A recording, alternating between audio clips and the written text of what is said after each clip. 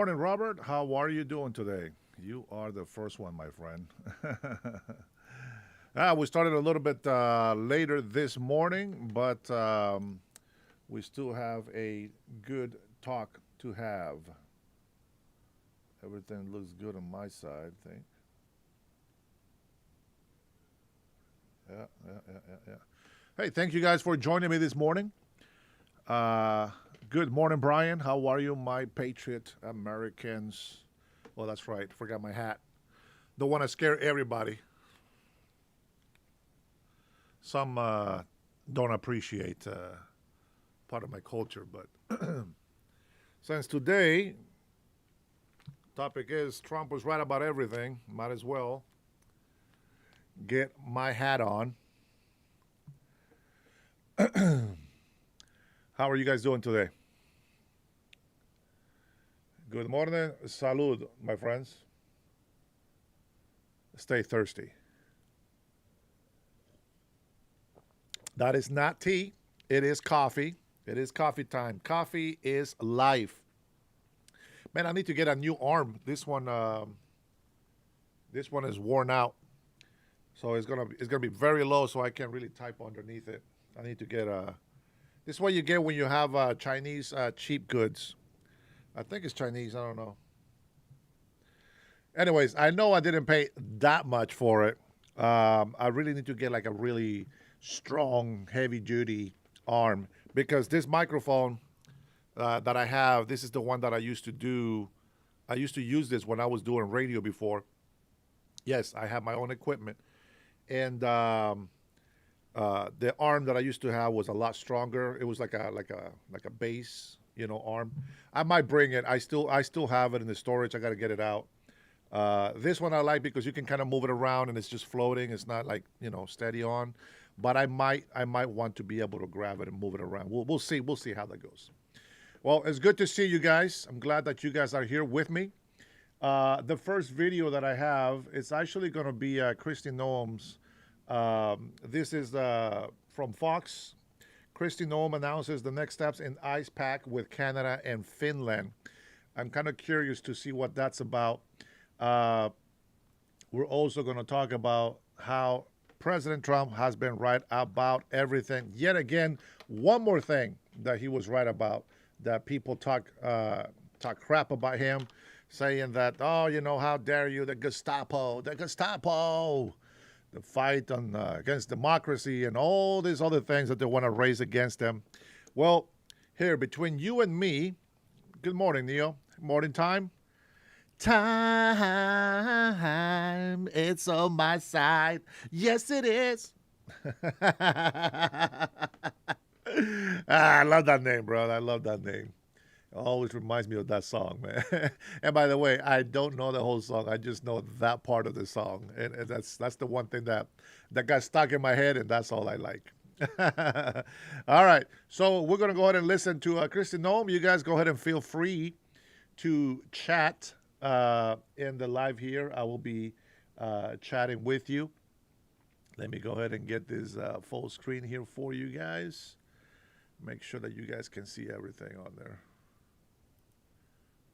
Yeah, I think that should be good enough. I might have to zoom in a little bit.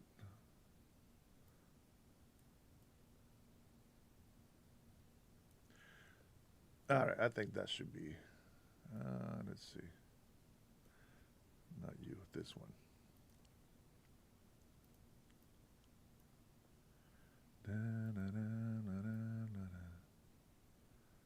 All right, here you go. I'm going to go ahead and play this for you. And let's see what kind of conversations we have today. Secretary, Ambassador Hillman, Minister Buisto, Congressman Weber, Congressman Higgins, members of the delegations from Finland, Canada, and the United States, and all of the distinguished guests that are joining us here today. My name is Admiral Kevin Lunday. I'm the Acting Commandant of the United States Coast Guard, and it's my honor to welcome you all to the Douglas A. Monroe Coast Guard Headquarters building for this principals meeting for the Icebreaker Collaboration Effort for IcePact. Today marks a significant milestone in our shared commitment to advancing Arctic security, industrial cooperation, and workforce development. Together, we're forging a path to ensure that our nations are equipped to meet the challenges of the polar regions while fostering economic growth and innovation. We're very honored today to be joined by Ambassador Hillman, Canada's ambassador to the United States, and Minister Puisto, Finland's Minister of Economic Affairs. Thank you and your teams for making the long journey here to Washington, D.C., and thank you for your efforts to make IcePact a success. Your leadership and dedication to this trilateral partnership have been instrumental in driving the progress that we celebrate today. It is my honor to now introduce for opening remarks the Secretary of the Department of Homeland Security, the Honorable Christine Nome. Secretary Nome brings proven leadership experience, a commitment to public service, and a focus on national security and efficient government that drives our Department of Homeland Security's mission to safeguard the nation. Madam Secretary.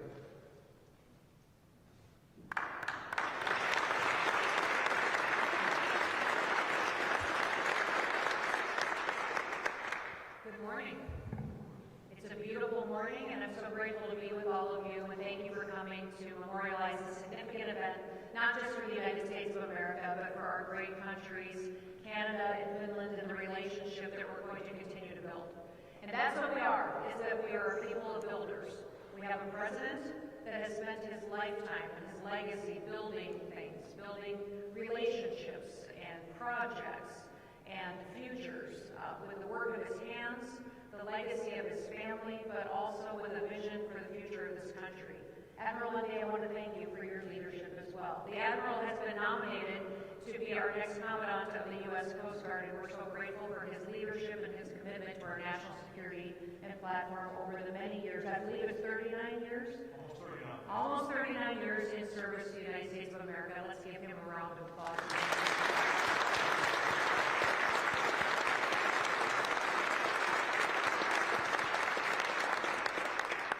Congressman Higgins and Congressman Weber, thank you for coming today. You have led with distinction. You serve and represent your people well, but you also keep your eye on the ball each and every day about what it means to keep this country safe. So thank you for your commitment and what it means to have your presence here today. It means a lot, not just for me personally, but to the entire room and to the Coast Guard and to these countries that know you'll continue to make sure that our relationship stays strong. So we appreciate you and your leadership.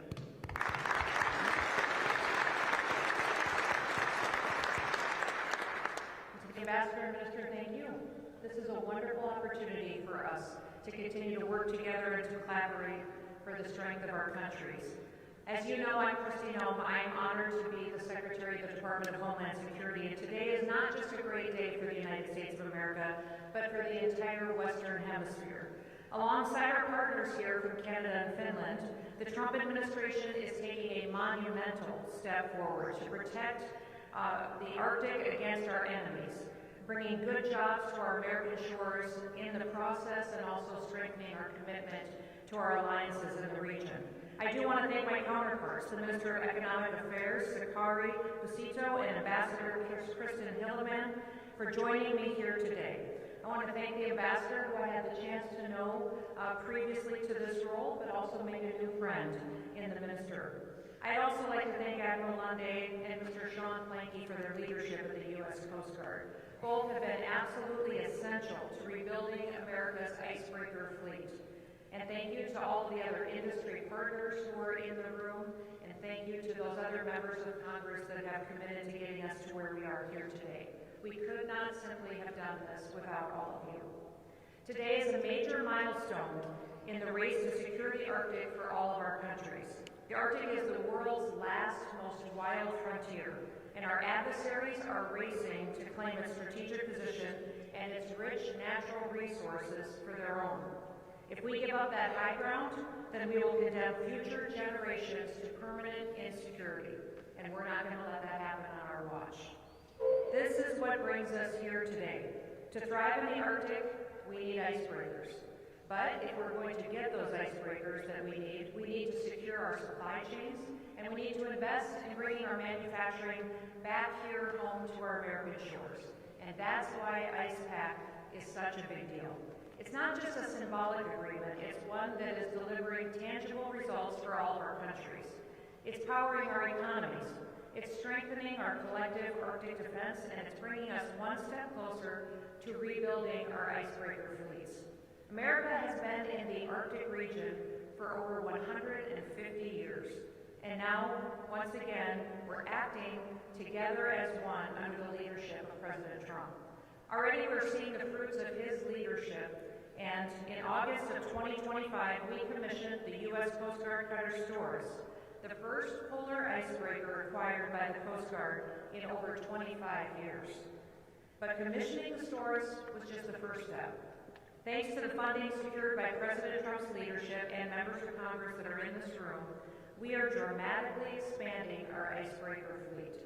The Coast Guard's polar security and our new Arctic security cutter programs are moving forward full steam ahead. We're working hard to develop, to build, and deploy these critical assets so that we can have our warfighters ready all the time and on record time. And this meeting could not have come at a better time. Soon after the Storrs was commissioned, Chinese research vessels openly operated in and near U.S. Arctic waters. Their goal was clear. They wanted to test America's resolve. The Coast Guard responded immediately. In fact, we deployed the cutter Healy and a fleet of air assets to the scene, and we escorted those intruders out of our waters. Our rapid response sent a clear message. Under President Trump's leadership, we will defend our sovereignty. And I can guarantee you that President Trump is committed to this mission. In October, he signed a memorandum on Arctic security cutters in the Oval Office, emphasizing the urgency behind delivering these icebreakers to the fleet. And IcePact is going to help us make that happen. By pooling our resources and our expertise, we are going to deliver these vessels on time, and we're going to minimize our costs. Just this year, the Canadian shipbuilder Davies announced a $1 billion investment in U.S. shipyards to build icebreakers right here in America. And companies from Finland are teaming up with American shipyards to deliver new, cutting-edge icebreakers. Both efforts are going to continue to create long-term, well-paying jobs for U.S. American-born workers. And on that note, I'm proud to announce the release of the IcePact U.S. National Defense Workforce Plan and Development Plan. This plan is going to set the stage for rebuilding our shipyards and revitalizing an industry that has been left on the wayside for far too long. Not only will these workers be able to provide for their families, but they'll be able to take pride in knowing that their work is absolutely critical for American security, for our economic growth, and for Arctic dominance. This plan will set the stage for future efforts to join even more programs in 2026 and beyond far into the future. Finland and Canada are essential to the success of that mission. And American shipbuilders are some of the most innovative, dedicated, and hardworking individuals in the world. But they have been let down by the policies that put America last. That is changing today. Through initiatives like the Workforce Development Plan, President Trump is bringing this proud industry back to life. And under his leadership, America is restoring our Arctic and our maritime dominance. So thank you again, Minister Cito and Ambassador Hillman, for your nation's willingness to join us on this mission. May God bless you. May God bless the people of Finland and the people of Canada, and may God continue to keep his hand in protection on the great United States of America. Thank you.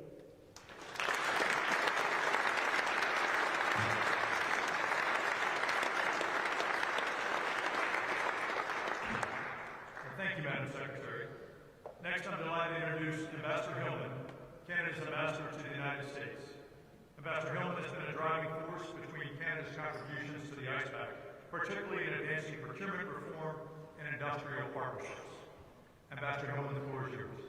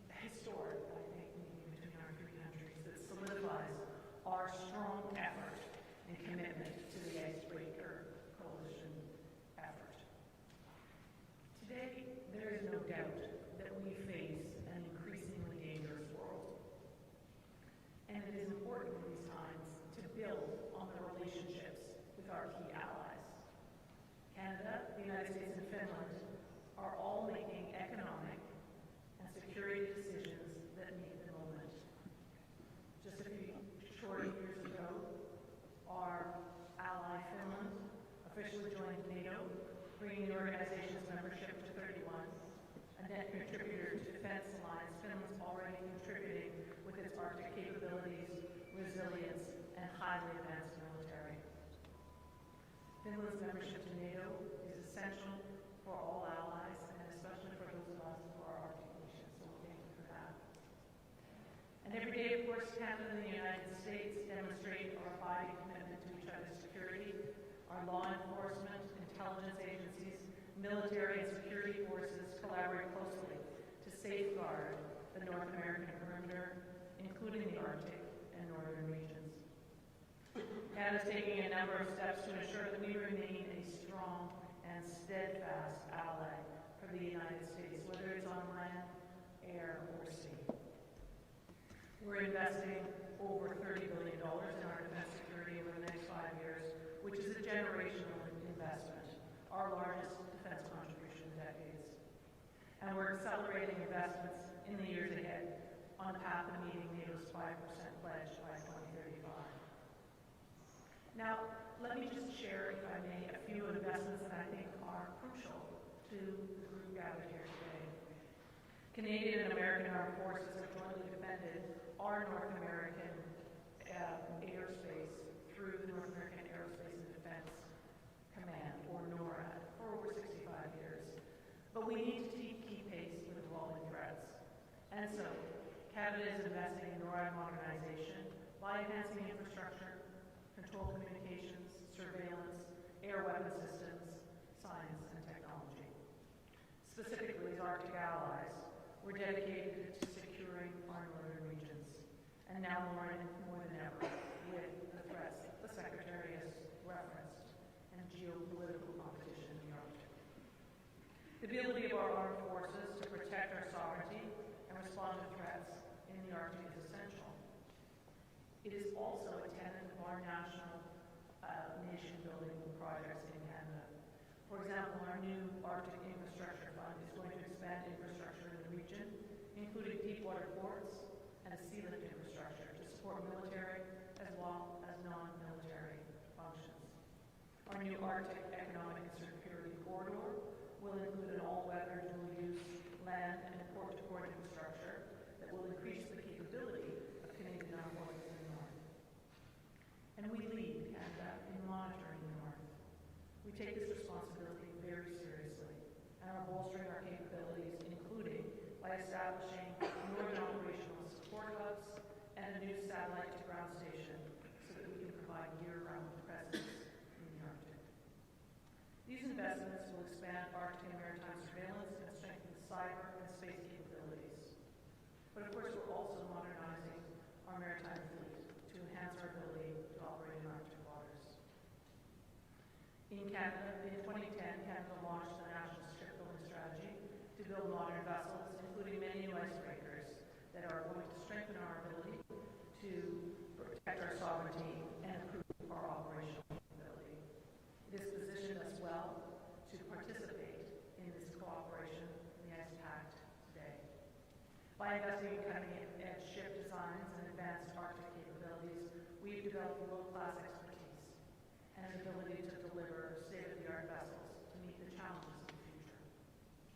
We continue to make new maritime investments and stand ready to share our expertise with all of our allies to support a sustainable, peaceful Arctic and to uphold international rules and standards in the region.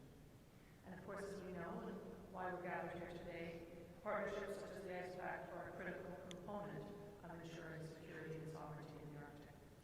By creating this framework to design, build, and maintain the best-in-class Arctic and polar vessels, including icebreakers, this partnership enhances information exchange, industrial collaboration, and research and development to ensure that all three of our nations can respond effectively to Arctic challenges.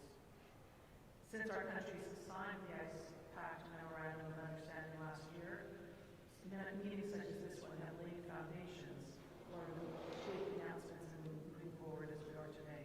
Just last month, we celebrated the U.S. launch of an icebreaker fleet renewal initiative that will be supported by Canadian shipyards.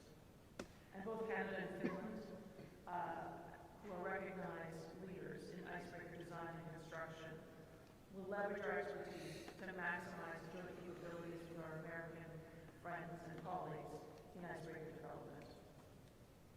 In this case, the United States has selected a multi-purpose icebreaker design developed by Canada's Seaspan and Finland's Aqua-Arctic for 6 of its new Arctic security cutters. Canada's Chantier Davy, working through its shipyards in Finland and the United States, will contribute to the fleet renewal by building 5 icebreakers. This type of collaboration, facilitated by the Ice Pact, is not only a step towards maritime security, but it drives economic growth, innovation, and supports many good-paying jobs here and in all countries. The joint statement of intent that we're signing today will make sure that we build on this work. Central to that statement is our continued commitment to strengthen our combined industrial capacity and cooperation, and so we will work even closer together with our Ice Pact partners to help keep the region safe. In particular, in 2026, we're going to work to further enhance our industrial cooperation, to boost our combined shipbuilding industries, to design, build, and market Arctic and polar icebreakers and other vessels. We'll emphasize workforce development, including exchange of personnel for training among the participating countries. And we will work to determine the best technology, design, and method to produce the best-in-class icebreakers. To ensure that we remain the best in the world, we will promote even more research and development initiatives and benefit from the expertise and innovation of each of our 3 countries to advance the technology for colder vessels. So we're delighted to be here today, signing a joint statement of intent alongside our dear colleagues. And we're looking forward to our discussion a little later on to find ways to continue to meet the moment, this difficult moment, but a moment that, working together as allies, we are confident that we will be able to meet and succeed. Thank you very much.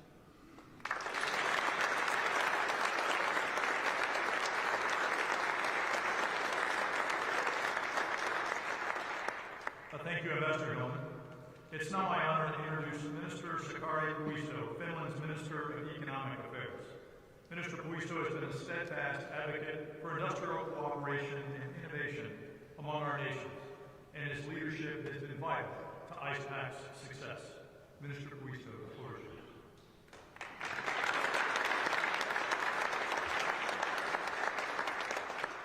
Thank you, and good morning, everybody.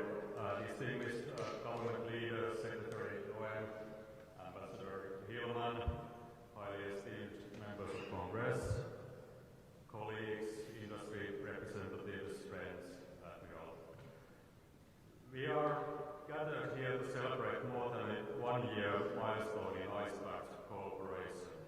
We are celebrating the continuation of a vital alliance, one forged in the harshest environment on Earth, the Arctic. The High North is not the easiest area to operate. It's a frontier defined by overwhelming beauty, pristine nature, and uncompromising challenge for seafaring. It demands respect, resilience, and above all, right type of capabilities. Today, we honor the indispensable partnership between Finland, Canada, and the United States, a partnership defined by shared strategic vision and a commitment to ensuring that the Arctic remains open, free, secure, and navigable for generations to come. This cooperation is fundamentally enabled by a critical piece of engineering, an icebreaker. And that brings us to the heart of the matter, the reason this partnership is so uniquely successful. Ladies and gentlemen, when we talk about breaking ice, we are not just talking about mechanics, we are talking about national competence. For Finland, navigating ice is not merely a technical skill, it is our maritime heritage, ingrained in our culture for more than a century. It began not as a strategic military imperative, but as an essential requirement for survival and trade. If our ports froze, our economy froze. With With this experience, Finnish innovation sets the global standard for icebreaking technology. When Canada and the United States partner with Finland, you are not just acquiring a vessel, you are investing in proven resilience and the cutting-edge know-how and proven shipbuilding capabilities. We have pioneered multiple technologies and innovations now used worldwide. The advanced pool shapes, special materials, paints, electric propulsion, the azimuthal propulsion systems, which is a maritime propulsion systems where propellers are mounted so that they can rotate 360 degrees, and the ability to operate reliably year-round in extreme conditions, both in the Baltic and polar regions. The expertise is not theoretical, it is tested and guaranteed by millions of nautical miles logged in the world's most challenging ice conditions. This deep knowledge and closely knit icebreaker ecosystem, from the designers in Finland to the steelworkers in the yards, is what we bring to this partnership and in a timely manner. We offer not just capability but confidence. The confidence that these critical vessels will perform when needed, safeguarding your security, your missions, and the future of peaceful Arctic for all of us. Esteemed attendees, the Arctic is changing. As climate shifts, so does the strategic role of the Arctic. It means more activity, open shipping lanes, and a more important region for national security. The need for reliable, powerful icebreakers has never been more acute. Icebreakers enable us to maintain sovereignty, to assert presence, provide search and rescue, national defense, and necessary logistical support to remote communities, and to enable commerce. To keep global sea lanes open, connecting our economies across the northern passages. This is why our trilateral cooperation is a model for the world. It demonstrates that security and development in the Arctic are best achieved through shared commitment, shared resources, and shared technology. But the challenge is hard and complex, like ice. The steps we have already taken are significant. Joint constructions of the vessels is the most effective way to get things done and gradually build the confidence and capacity up. It is inspiring to see the new icebreakers forming at the shipyards. We are not just building ships, we are building a more secure and stable Arctic future. The meeting today is a powerful reminder that the best solutions are built together and the greatest challenges are overcome through trust. Finland is proud to stand with our partners and allies, the United States and Canada, lending our specialized knowledge to this indispensable mission. We pledge to continue pushing the boundaries of joint Arctic shipbuilding and engineering, ensuring that the vessels we deliver are not just excellent, but best in class. Let us not view the ice as a barrier to be broken, but as a surface where we can skate smoothly and fast. We look forward to the enduring iceberg partnership between Finland, Canada, and the United States to encourage all the men and women who design, build, and operate these very magnificent ships. Kiitos. Thank you very much.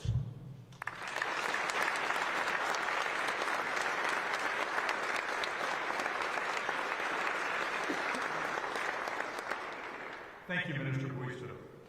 Ladies and gentlemen, we now move to the signing of the Joint Statement of Intent, a document that acknowledges the achievements of IcePac since its formation in November of 2024 and formalizes our future shared shared goals and commitments under the ICE Pact.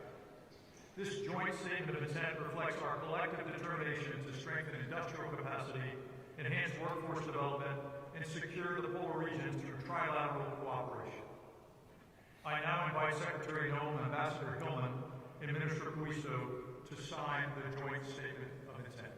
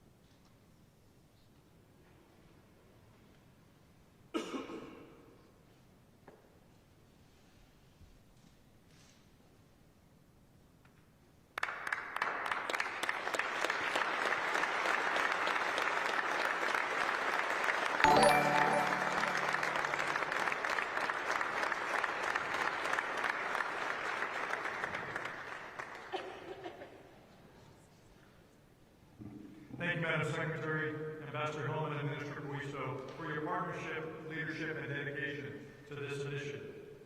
With the signing of the joint statement of intent, we've taken another step forward in ensuring that our nations are prepared to meet the challenges of the Arctic and the Southern Polar region while fostering economic growth and innovation.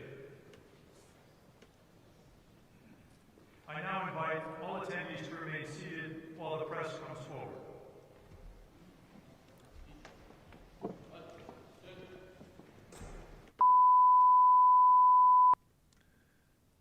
Too many libtards in my chat. They messed up the live feed.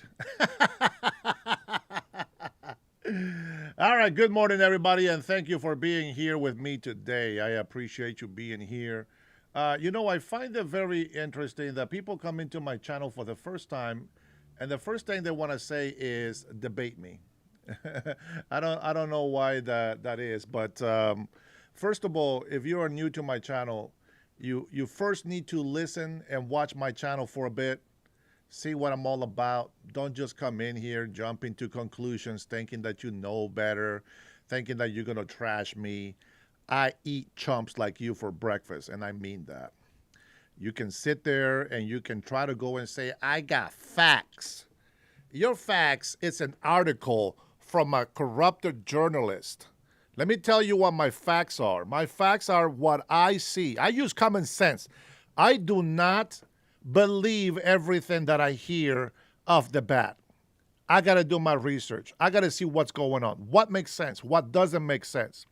So you libtards that come in here and try to challenge me to debate me, number one, debate me for what? You don't even know what I stand for.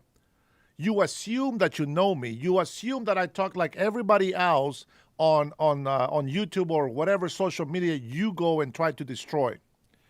Number one, you want to debate me, you come in here and you show respect. You don't come to demand. You don't come to demand of me. You come to my channel, show respect, number one. You do not get a debate from me. You get to sit there, shut up, and listen. That's how that works. If you don't like it, get the hell off my chat.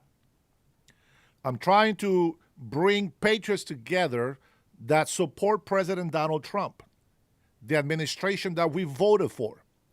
It is very simple. It's not hard to understand. You got to have some sort of loyalty. You got to have some sort of assertion of what you believe in. I can't just sit here and say I voted for President Trump and then all of a sudden it's like I'm going to go with your leftist, dumbest, weak-minded ideologies. That's not how it works. You know how long I've been talking about illegal immigration? And you libtards keep saying that I'm not a Christian? What the hell has that got to do with the illegal immigration?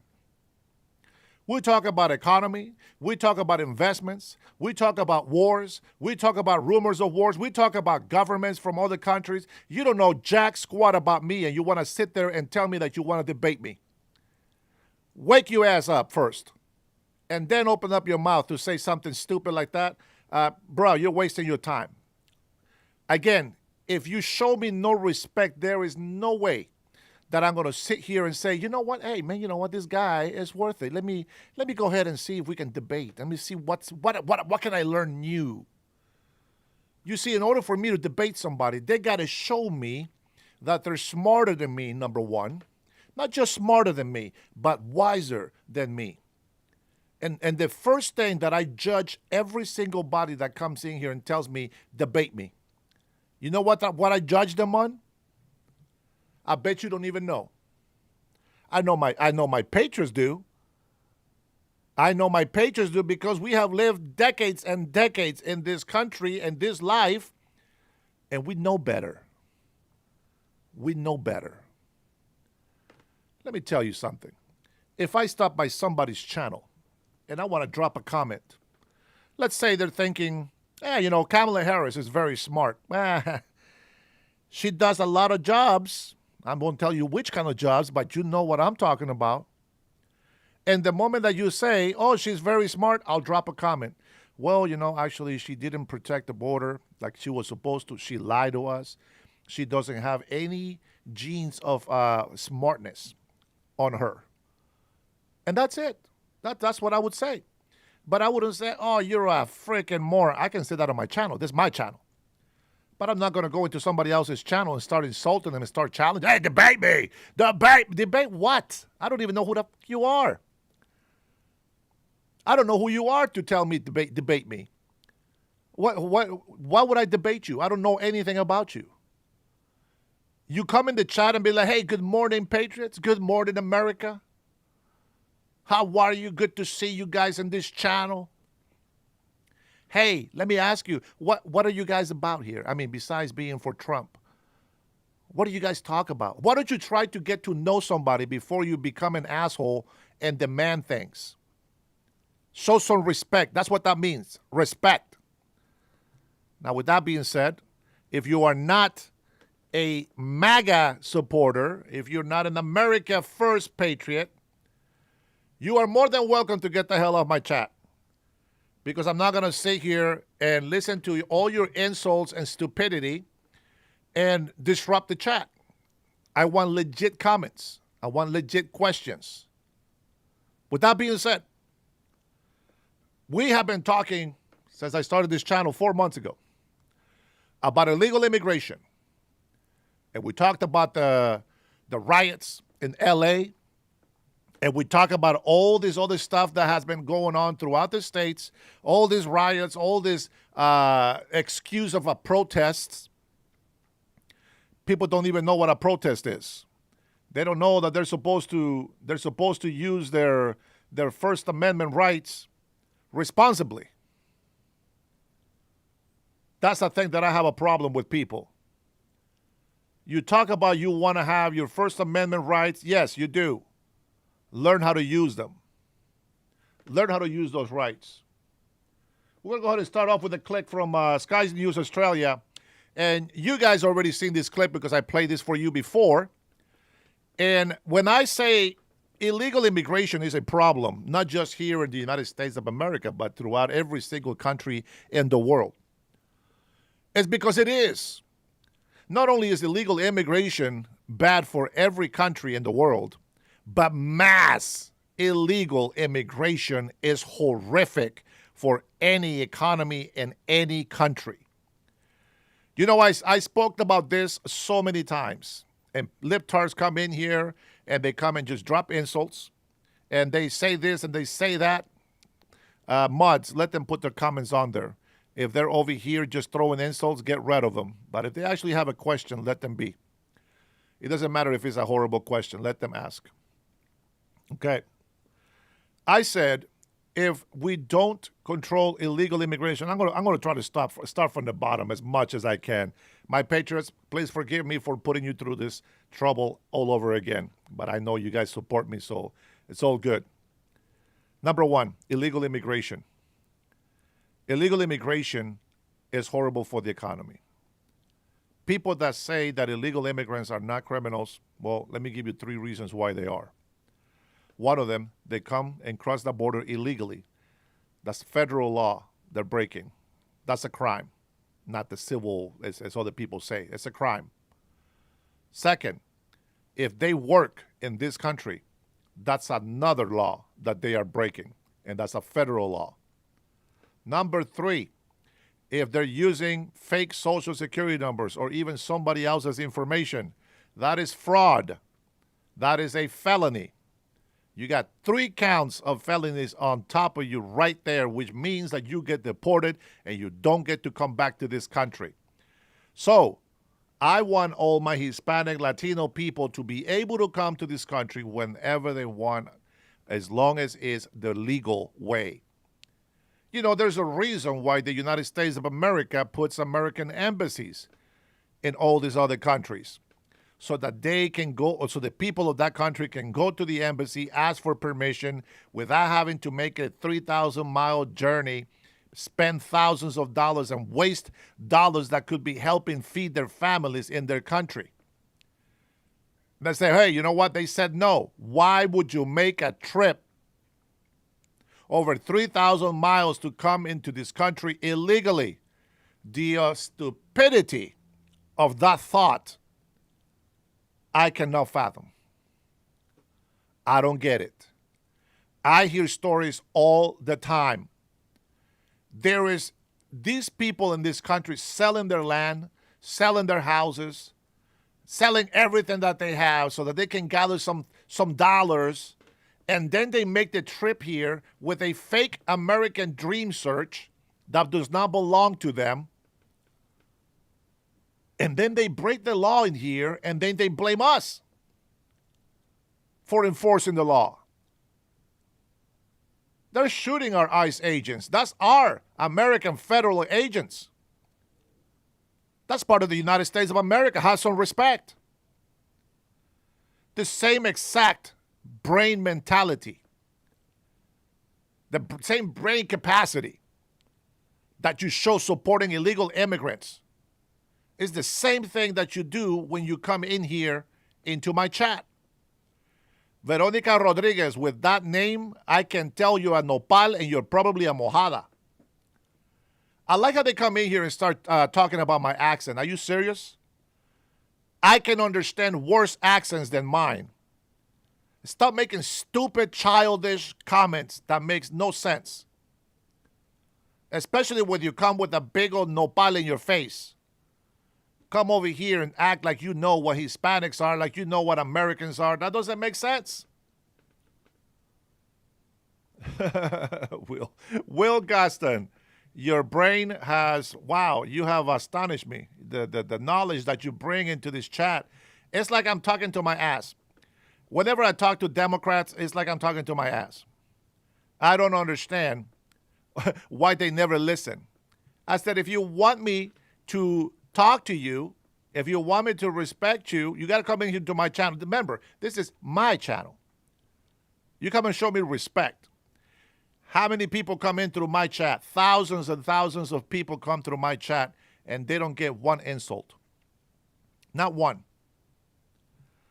So, yeah, and so what if I'm a nopal? You know what the difference is? I'm going to tell you what the difference is between me and you.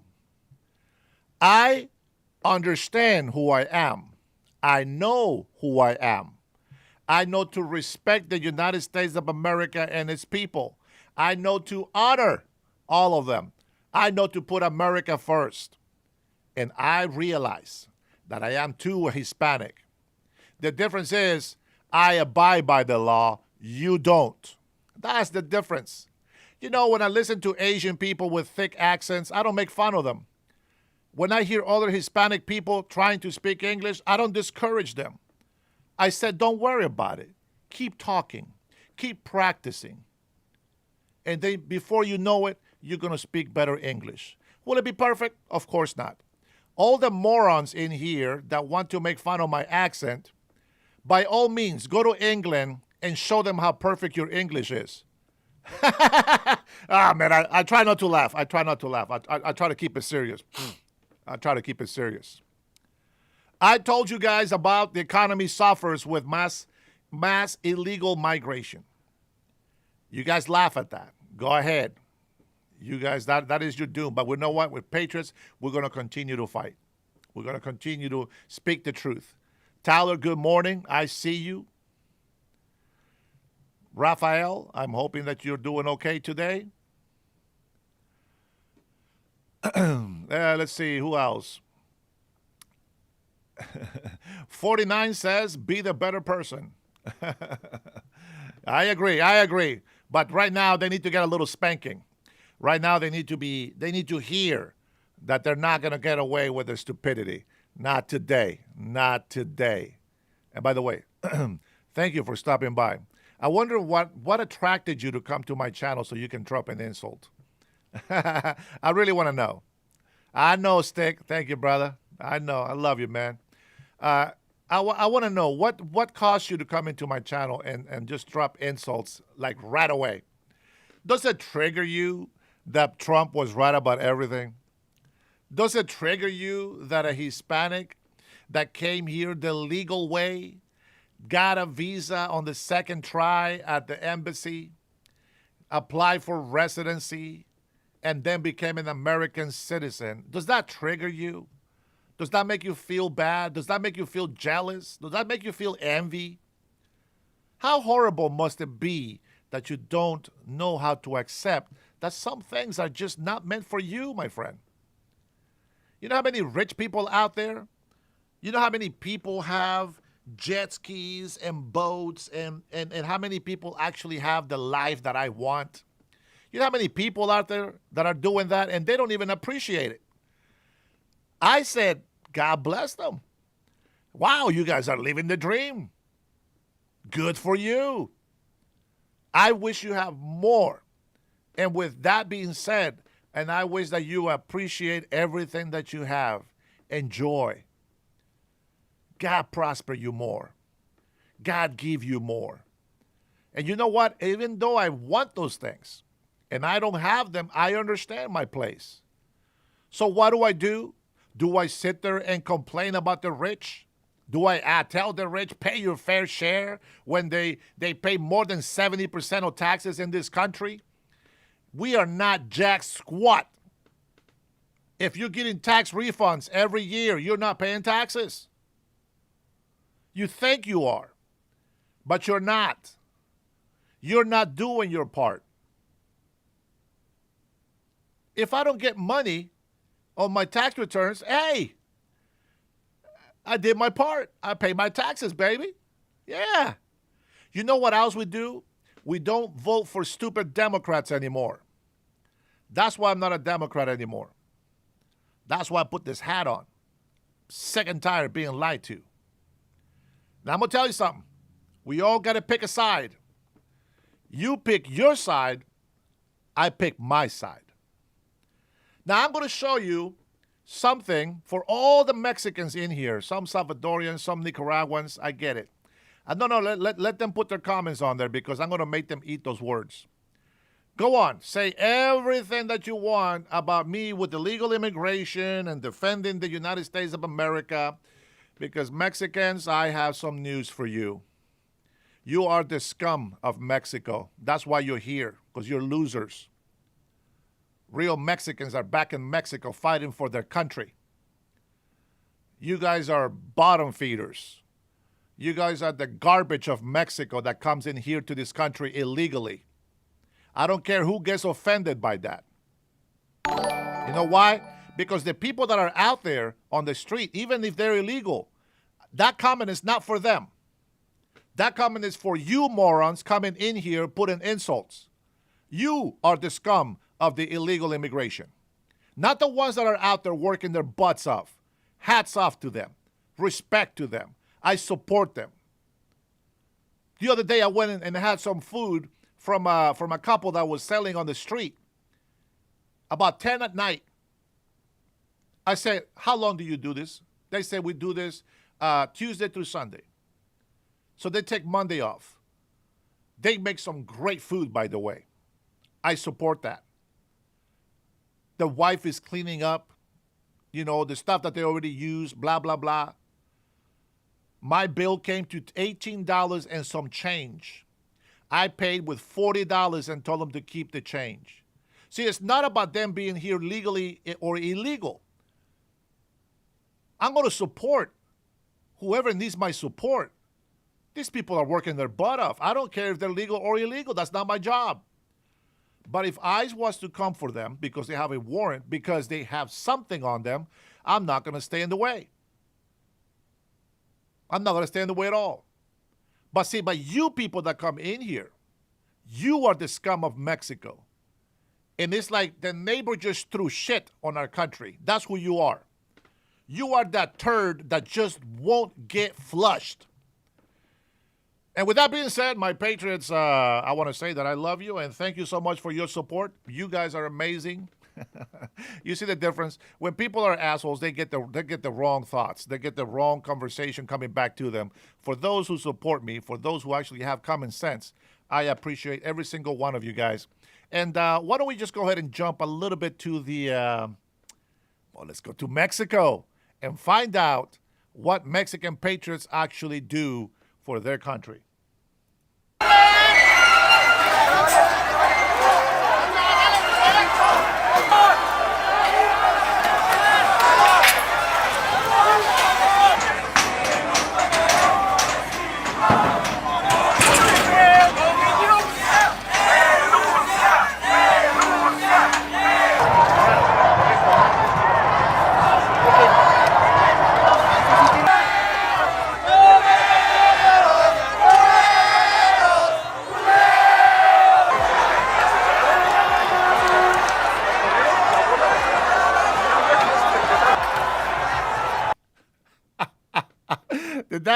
Did that police officer just bust out with the what is it, with the fire extinguisher? All right, before we continue to play this is actually a news. So somebody said something in here. Hold on. Somebody said that I was somebody said something about this land. Where is it? Don't get rid of all the comments, guys. I need to follow up on these mofos. Let's see. Esteban Chavez. Nice accent. You got there. Sounds real American. Okay. We have Somalians, Moroccans, Netherlands. Yeah. Let's wave the flag of the country we don't want to go back to in the country we want to live in. That's 100% right, Luigi. 100% right. Let's see. Rafael says Mexicans and South Americans have been in North America for thousands of years. Your point is mute. All right, for some of these people that are very ignorant about history, there is a thing called, there was wars, and there was some conquering. There was a lot of battles. Well, guess what? Our natives were also fighting for land. So shut the hell up because you lost. If you really believe that you are part of those people, then you lost. Now, if you believe, really, truly believe that you are a native to the United States of America or the whole continent of North America, then you will respect the change that has happened. You will respect that there is borders. What makes you any better? If you say that we are on stolen land, what makes you any better breaking federal law to come here illegally? Let me tell you what that means. That means that you are a victim of history.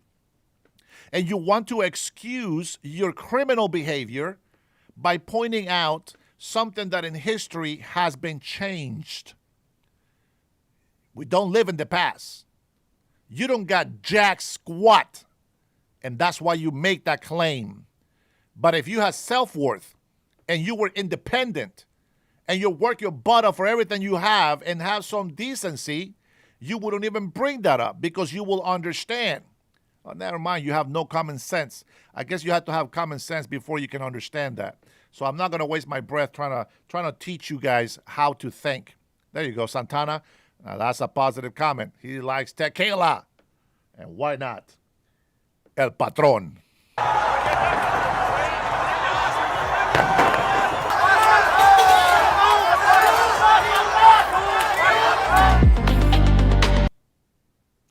Thousands of demonstrators have gathered in Mexico's capital to protest the country's government and its leader. Now, why do I show you this video? Because I remember when we were having those riots in L.A. You guys remember that, right? All my illegal immigrants that are in this chat. You guys remember the riots in L.A.? Why do I say don't allow illegal immigration? Well, L.A. is the perfect example of why. You had these illegal immigrants come in here and make anchor babies. Now, let me tell you what anchor babies are.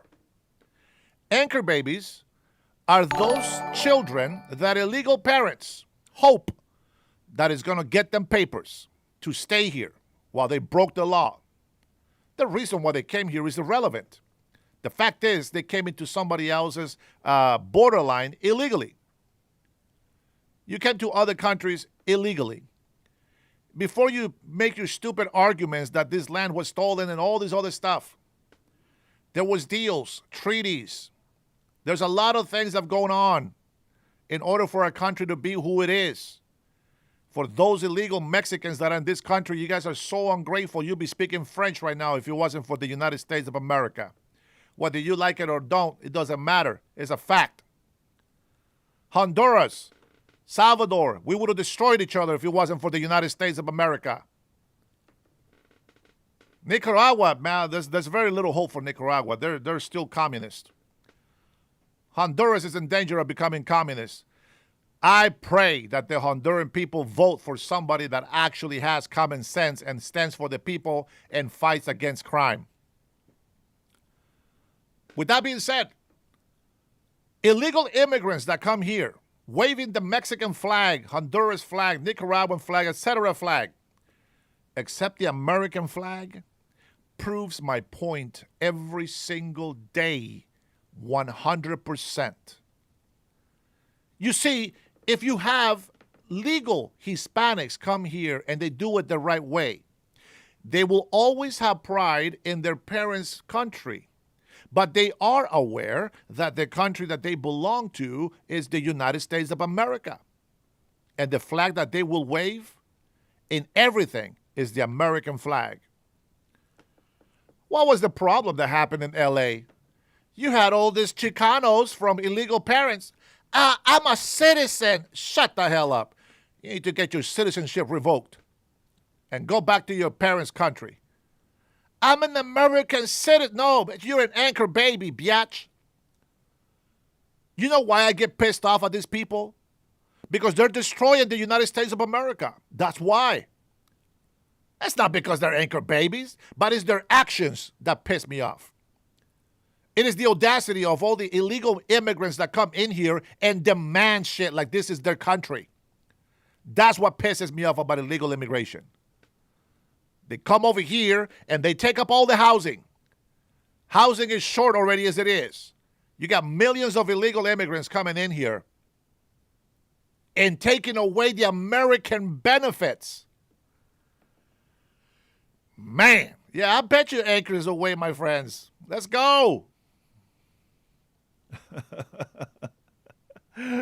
Oh, hey, here you go. Here you go, man. Thousands of demonstrators have gathered in Mexico's capital to protest. And what did we say? Mexican President Claudia Sheinbaum would say, hey, you gotta secure the border. Why are you allowing thousands of people to just come through the border? You know why? She didn't give a shit. You know why? Because she knew that they were not going to stay in her country. Isn't that funny how that works? Hey, Frank Mendes, welcome back. Isn't it funny how that works? Oh, but everybody that goes against Trump pays the price. Trump was right about everything, and I stand with Trump. Whether you like him or not is irrelevant. You know what Claudia Sheinbaum said?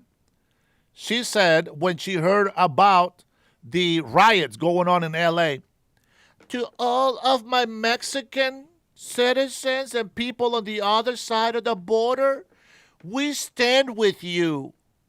Mobilize and protest for your given rights. Bitch, what? What did you say? For your given rights? What given right? To cross the border illegally and claim they're Americans? Oh, well, guess what?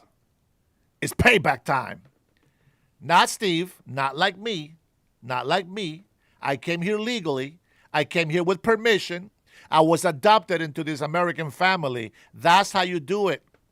No, I'm not going to get a haircut, Steve. What's wrong with you? Are you hating on my heritage? Shut the hell up and get off my chat. Now President Sheinbaum has a bunch of illegal Honduran, Nicaraguan, Venezuelans in Mexico, and because she knows that she cannot let them go through the northern border, now she doesn't say, we support you, we stand with you, mobilize, protest for your rights. She doesn't say that no more, does she? The truth shall set you free. That's right. Let them put all those hate comments on there. Let them eat their words out. Go on now. Prove me wrong. Claudia Sheinbaum changed the tune of her song, didn't she? Yeah, that's right. She is now massively deporting illegal immigrants. It's so bad as she closed the southern border of Mexico, sent thousands of National Guard troops to the southern border to control it. Guess what, biatch? We stand with the caravans going into Mexico. Go on, people. Keep going into Mexico. Bring those caravans in there. We stand with you. We believe that you should mobilize and protest for your human rights. Go tell Mexico that their country is also yours. Oh, man. I try not to laugh about that one. Oh, ignorance is bliss, they say. I don't know. You know what, guys? Oh, man, I love my Patriots. I think it's almost time for another dose of coffee. If you guys don't like my show, guys, hey, it's okay. This is not for everybody. My show, my channel, it's only...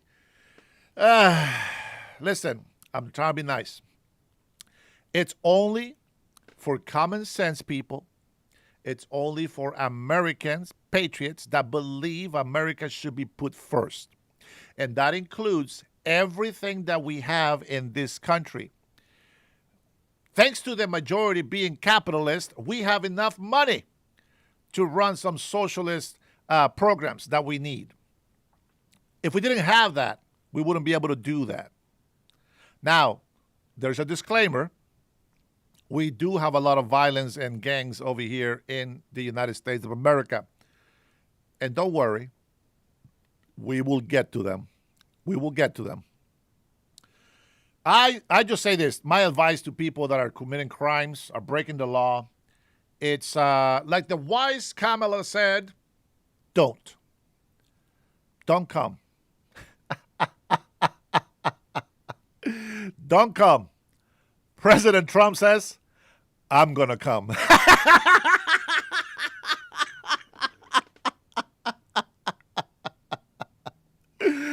Oh, man, that's funny, man. That is funny. I love it. Oh, man, these guys want to debate me, dude. Oh, man, these guys don't even know me. They say, I got facts. I saw it on CNN. I got facts. Like the fact that they say that thousands of federal agents got proof that President Trump was a pedophile. Seriously? Yeah, I got facts, all right. Yeah, you got facts. Where'd you get facts from? MSNBC? Was that one of the facts that Nancy Pelosi is, just kind of leaked to the legacy media? Is that the facts that you're talking about? America first, baby. We're never gonna be embarrassed, shy, or shamed of supporting America first. It is what it is. It is the duty of every American citizen, even those anchor babies. If you are an anchor baby and you're born in this country and you know that you're American because you are born in this country, I will say this: break the yoke. Break it. Stop raising your parents' flag and start becoming Americans. Learn to be a patriot. You need to understand, if you don't live for America first, you're going to lose your country. And all of these ignorant people that come in here, not just in my chat to insult, but I always come in here to this country illegally. See, they think that they're doing nothing wrong because they say, I work for my money. No, you are illegal. You're not supposed to work in this country, period. That work belongs to the American citizens, residents, and for those migrants who are here legally to work. Man, there's so many arguments. But the fact of the matter is, this is not your country. And if you are American by some odd reason and you're speaking against it, you got to move somewhere, because you should have never been born in this land. You should have never been born in this country. I find it very interesting when I have people in here that come in and say, oh, this is stolen land. You guys don't even look at history from natives. You can care less about natives. I had 7 browsers learning history and learning from different tribes, learning to see what they had to struggle with, what were their lives like. They all blame white men. I get that. But when you hear the stories, when you hear the testimonies, it's on their own people. That's not the white man. It's their own people. This is why I support the United States of America. Why? Because it stands for Native Americans, which I call Indians. That's God's people. Indians. And then everybody else that migrated after the settlement time. This country stands. When you hear the United States of America, I want you from now on, every time you hear the United States of America, that you don't see white people, but that you see all kinds of people. And if you want to, you can always put Native Americans first, or Indian Americans first. But that also includes the white man. It includes the black man. It includes Mexicans. It includes a lot of mutts like me. I am a Spaniard, Mayan, Lenca descent. That doesn't mean jack squat to you because you don't know my history. But I know the Hispanic history. I know my Indians' history. And we, my friends, are one people today because of all the bad things that have happened in history. This is why, if you are proud of the nation where you were born, you should protect it. You should respect it. You should honor it. And you should love it. But if you come to another country to say how great your country is, shut the hell up and go back to that shithole where you came from. Not that it is, but that's exactly what you make it. What a difference is. See, this is the guy that wanted to debate me. Look at this, Trinity. Look at the question from Arctic Adjuster. This guy's so stupid. Indian? You're not Indian. I bet you he probably thinks that we're talking about Indian from India. That's not what we're talking about. What we're talking about is our continent here. We are Indians over here. Whether you like it or not is irrelevant, my friend. It is irrelevant. See, that's why I can't debate you. Your ignorance just oozes out of you.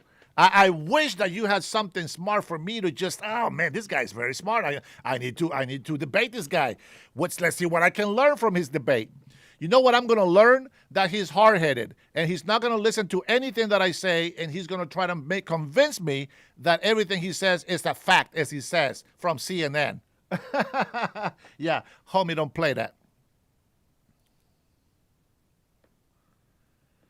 On Saturday, anti-government protests broke out as thousands marched through Mexico City, leading to roughly 120 injuries. The demonstrators gathered to protest the increase in violent crime in Mexico, President Claudia Sheinbaum's government.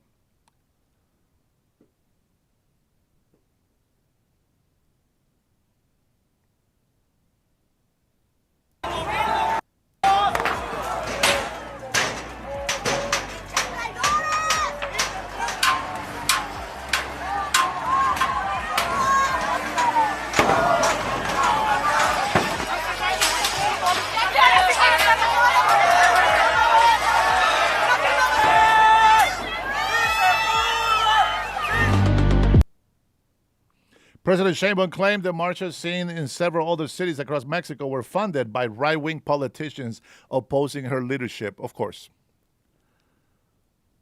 According to the BBC, Gen Z youth groups organized the protest to voice their anger at corruption and violence. Those who supported the demonstration include citizens protesting high-profile killings and the assassination of Uruapuan Mayor Carlos Manzo.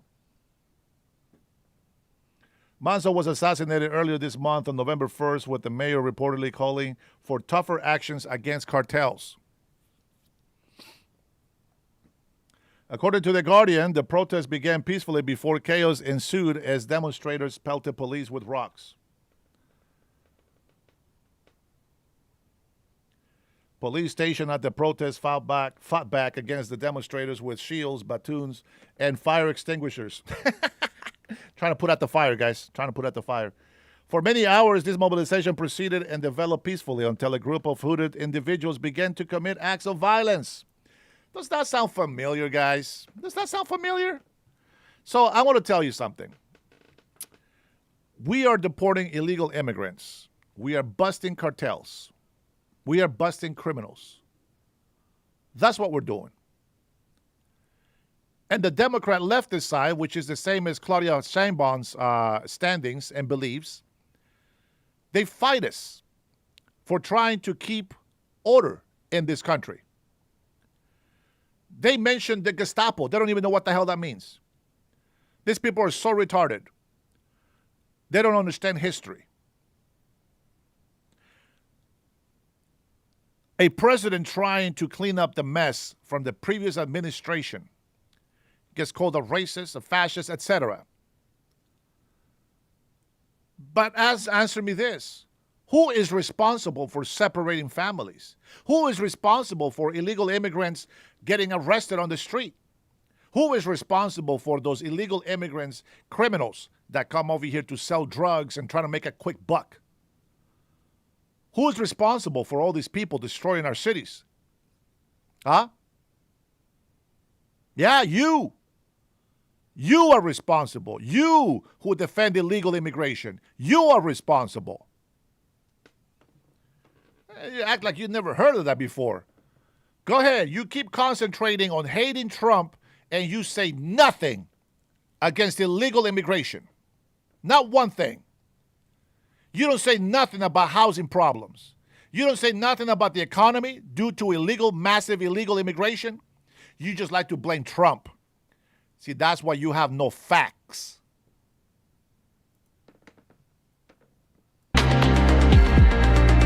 Vasquez reported that the roughly 120 injured in the protest, 100 of them were police officers, with 40 requiring hospital treatment. That's 140 if you ask me. Much of the protests in Mexico City were held as Zócalo's Plaza and at the National Palace where Sheinbaum lives. Now, you will notice that she has a lot of Indians, right, with their customary clothing. A lot of them are from Oaxaca. But that's only a farce. That's only something that she puts out there to say, oh, I am for natives. I am for Indians. Now, let me tell you something. Mexicans, when they call somebody Indian, they mean like the word N for black people. Mexicans, when the Mexicans use the word Indian, it's like like calling a black man nigger. That's what that means. But when I say Indian, when somebody calls me Indio, that's to me it's a compliment. When I say Indian, that's a compliment. See, it depends on the person who says it. The racist people that come over here and act like they're not racist, but they are. They come over here hating the white man because they say the white man looks better than them. Their women are prettier than their Mexican women. Their white women are more beautiful than the Indian women, than the native women. See, that's their problem. What's the one thing that you catch? Watch what happens when illegal immigrants come to this country. Who do they go after? Who do they go after? White women. White men. That's what they want. Everybody wants the papers. Everybody wants to mix with the white race so they can have great athletes, good-looking people. Yeah, you wish. You wish. There's a price for that. Cartel is free in Mexico. They only arrest and label cartels those who oppose her and are competition to the actual cartel that she supports. Don't get it twisted. Arctic, you must be white, or you must be one of those ignorant people that don't know history. Native. What the hell is a native? If you're born in this country, you're a native of this land, you dumbass. That's why I use the word Indian. Yeah, I get it. A lot of Indian tribes over here, they like to say indigenous. But you know what the name of their council is? The name of their council? What is the name of their council? Is it called the Indigenous Council of Washington or the United States of America? No. It's called Indian Tribes. Indian Tribunal. Doesn't say indigenous. Doesn't say native tribunal. It says Indian tribes. Now what? Now what? Go ahead, Mr. Facts, Mr. Arctic. You don't know shit about the difference between native and Indian.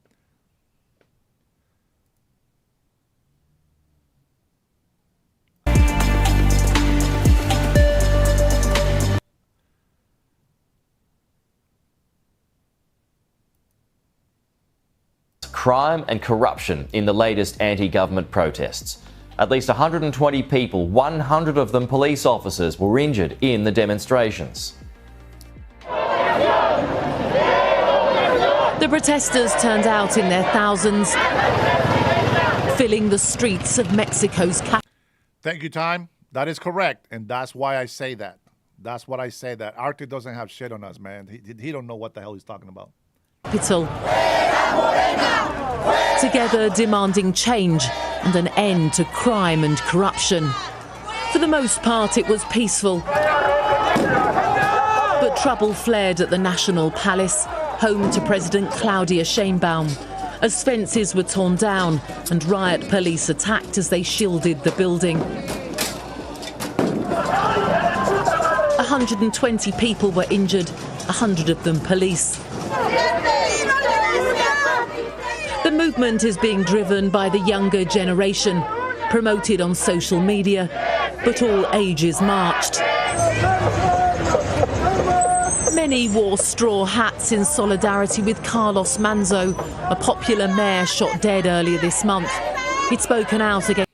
Oh my God, this woman has a horrible English accent, guys. Can you understand what she's saying?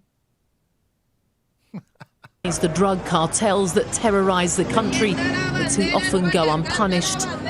We are also exposed every day to the insecurity that exists in the country, where someone can come along, kill you, and absolutely nothing happens, said this nurse. There was another unifying symbol to be seen too, the one-piece flag as it's known, with its hat-wearing skull and crossbones. A global sign of a... Because that really shows their love for their country, right? Now, don't get me wrong. I am okay with this protest, not with the riots that they're doing, trying to harm police officers and all that stuff. That is not protesting. That is violent, and they should have been beaten down. I think they should all be beaten down for that, 100%. But the protests going on the street, I get it. If they have a permit, they should be off the street not to block traffic. But if they're allowed to do that, that is fine. It's peaceful, no problem.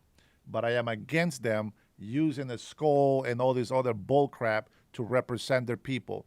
They should be waving their Mexican. This is when you're supposed to wave the Mexican flag. This is when you do it. Protest movement gaining momentum. Look at that. Horrible. In Nepal, a ban on social media in September prompted demonstrations that ultimately led to the resignation of the Prime Minister.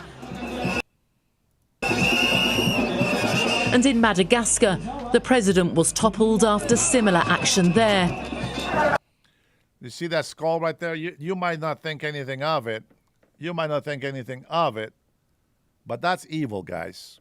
That is evil. And this is worldwide. It's not just one country. It's worldwide. Arctic, nobody wants to debate your ass. Now, shut up. The mayor of Mexico City condemned the clashes as a violent expression that violates the rights of others. 20 people were arrested. But it's unlikely to be the last mass protest driven by rage and frustration. Emma Birchley, Sky News. Yeah, he's from Africa. What's wrong with that? And he has a heavy accent. What's wrong with that? There is nothing wrong with that, my friend.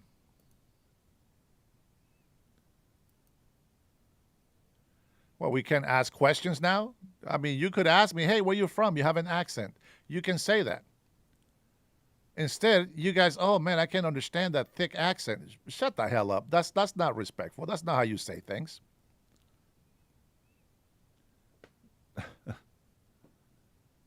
Yeah. Yeah. And it is evil. Absolutely. You know what show I used to like to watch a lot? I used to watch Dragon Ball Z. And, younger, right?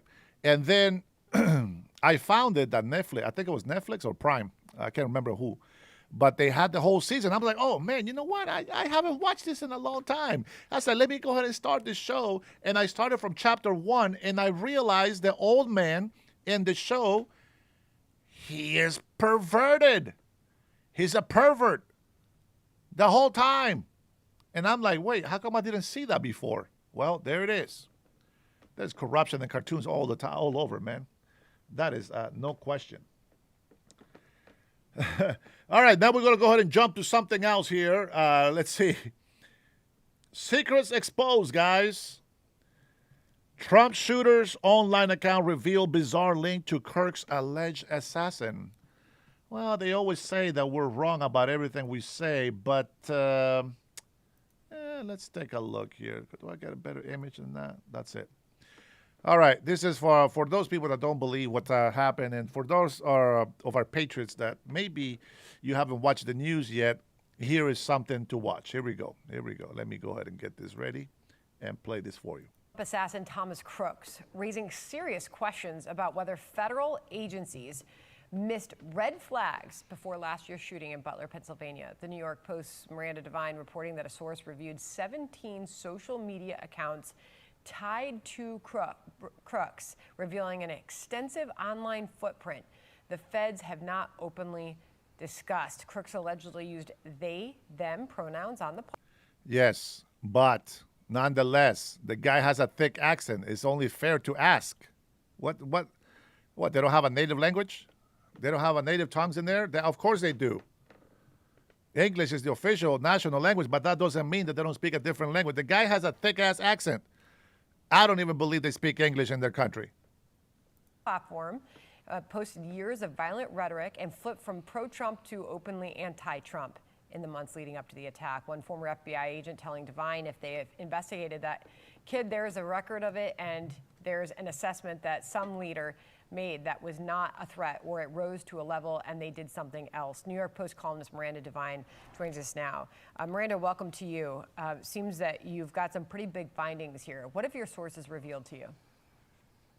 Thanks, Sandra. Well, they've told us that there was actually a very large digital footprint left behind by 20-year-old Thomas Crooks, who was Donald Trump's would-be assassin last year in Butler, Pennsylvania.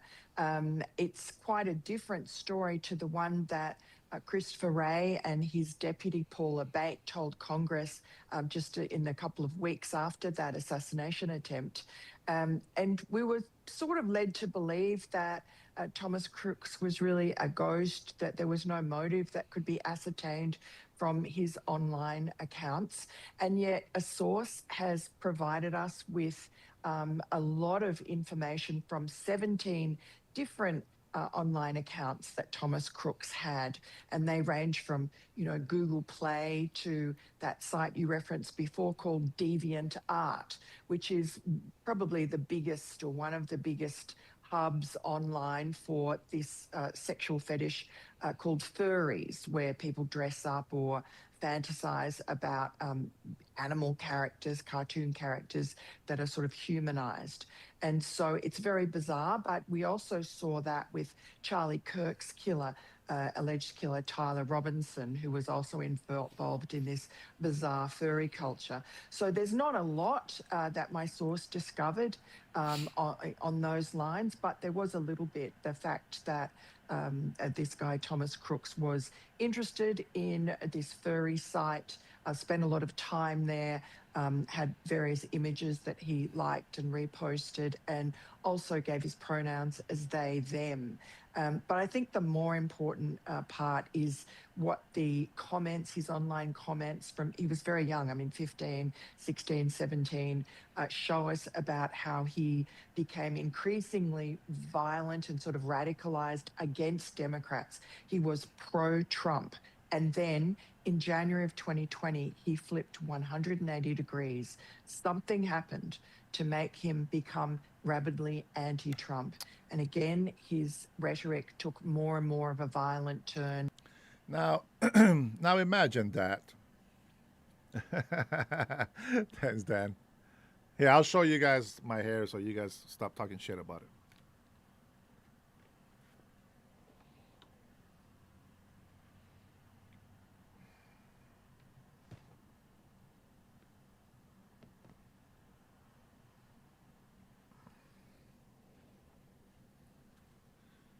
There you go. Now you guys can go ahead and have fun making fun of the hair there. Okay. So here, guys, this is what I want you to know. Okay, I'm going to try to come down, trying to bring it down a couple of notches. Woosah. I will try to be nice to our libtards that come in here. Out of respect for my patrons to the channel, okay? I'm sorry, guys, if you guys don't like me, yelling and going off on people. I apologize to you, not to these morons. Now, with this hand grenade, see what I mean? How can I not insult these guys? They just ask for it. They like it. They love it. So one of the things that I'm going to tell you is this.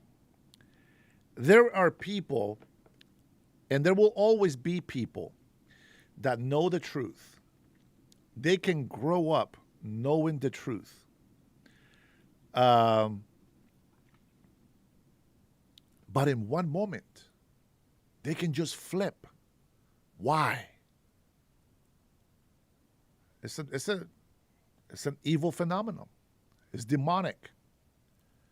You got people to come in here like Art, coming in here saying he has facts, but I don't even have to hear him. Thank you, Brian. My patrons, you guys are amazing. I know, but we have a lot of subscribers that they're not members, so there won't. If you're a member, you know me in the goods and the bads, and if you support me monthly, God bless you and thank you for that. Now, some of you guys are just ranches. You are the henchmen. You are the henchmen of the chat, but you guys are still special to me, and you guys know how I am, and you continue to support me, and that's all I can ask for, okay? But, his pronouns are was and were. Okay, good job, Han. Yeah, see, this is why I cannot have mercy on these morons. So, this is a real job, my friend. I dare you to come and do what I do every day. Go ahead. Guys, with that being said, man, thank you for liking, subscribing. I see that there are a lot of people have been subscribing to the channel, And I appreciate it. I see my health bar is going down because of subscribers. You guys haven't played this, but if the name of the game is, since this guy just asked me to get a real job, every super chat that I get, depending on the amount, my health goes down, and you become the boss of the stream chat. And when that happens, well, I'm going to have to give you a little preview because I know that my libtards that come in here hate it, but you patriots love it. So get jiggy with it.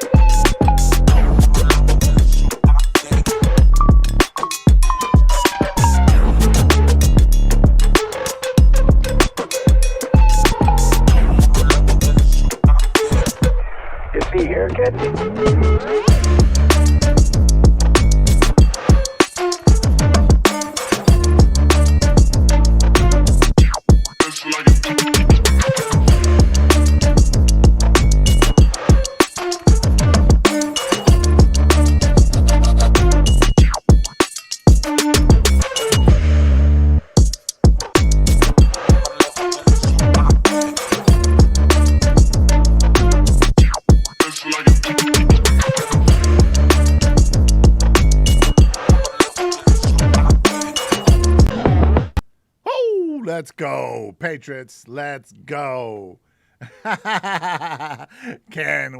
Big shout out to all my loyal, faithful haters. Marvin Bernal, I can't believe you're still here, bro. I can't believe the support is very huge. You guys are so loyal. God bless America. God bless you and God bless the USA. Doggone it. It doesn't matter who hates us. We're still going to be speaking the truth. And it is what it is. Will you pick a side? I pick a side. I choose President Donald Trump and the administration. I'm on the Republican side right now because they are the ones fighting for everything I believe needs to happen in this country. Now, before we continue with the clips, let me give you guys a little secret. Whoever releases the Epstein files will be responsible for releasing the Epstein files. Now, every time that President Donald Trump does something, we are very well aware that if he does it, oh, that's fake. Oh, that's a lie. Oh, we don't want it. Blah, blah. No. See, Trump, he knows better.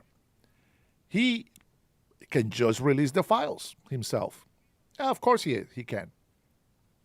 But he knows how you libtards out there react to anything that he says or does. He can find the cure for cancer, and you guys will still hate him. That's just how it goes.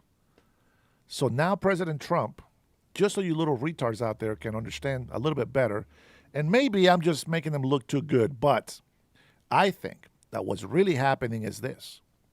I think that he wants Congress, all of Congress, to release the files. Because if it's not Trump, then people will believe that the files are real and that they will accept the results of what comes with it. Now, if the prince, if any billionaire, if any politician that has power on anything was begging Trump not to release those files, well, Trump now can say, hey, I didn't do it. I didn't do it. It was them. I don't want to hear it. I take no responsibility. Right now, he's playing Pontius Pilate. He is washing his hands and letting the people take the blame for anything that comes out of it. And I can tell you right now, Trump is not in there. Not the way you think.